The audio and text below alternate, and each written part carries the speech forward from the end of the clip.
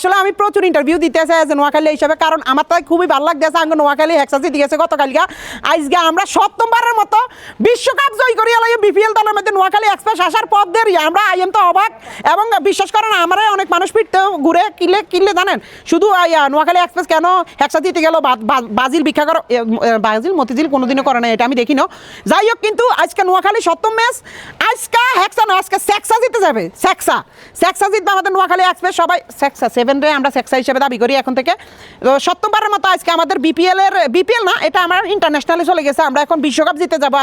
আজকে সন্ধ্যার ম্যাচে আমরা বিশ্বকাপে উপস্থিত। আর আমাদের এখানে নোয়াখালী এক্সপ্রেসে আমি তো আজকে 4 দিন কালিয়া রাত ধরে ইন্টারভিউ প্রায় 1 লাখের উপরে দিয়েছি।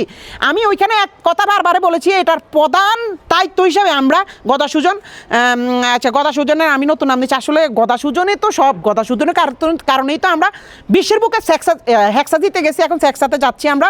তারপর হবে একসা, তারপর হবে নাংসা, তারপর হবে টেংসা, এরকম সাথে যাবে আমাদের টাইমটা। তো যাই হোক, আপনারা সবাই আমাদের নোয়াখালী এক্সপ্রেসের পাশে থাকবেন, গদাসুজনের পাশে থাকবেন ইনশাল্লাহ। আজকের এই কাপ আমি হাত জোর করে বলতেছি, নোয়াখালী এক্সপ্রেসের যারা ম্যানেজমেন্ট আছে তারা গদাসুজনের জায়গা মতো লাগাই দিবেন, গদাসুজনের জায়গা মতো লাগিয়ে বলবেন আপনি নোয়াখালীতে হাঁটেন। তারপর ওনাকে আমরা সম্বর্ধনা জানাবো, যেহেতু আমরা সংবর্ধনা প্রথমবার ওনাকে জানাতে পারিনি, হেক্সা হিসাবে তো পারিনি, আজকে আমরা ওনাকে কঠিন আকারে হেক্সা জানাবো।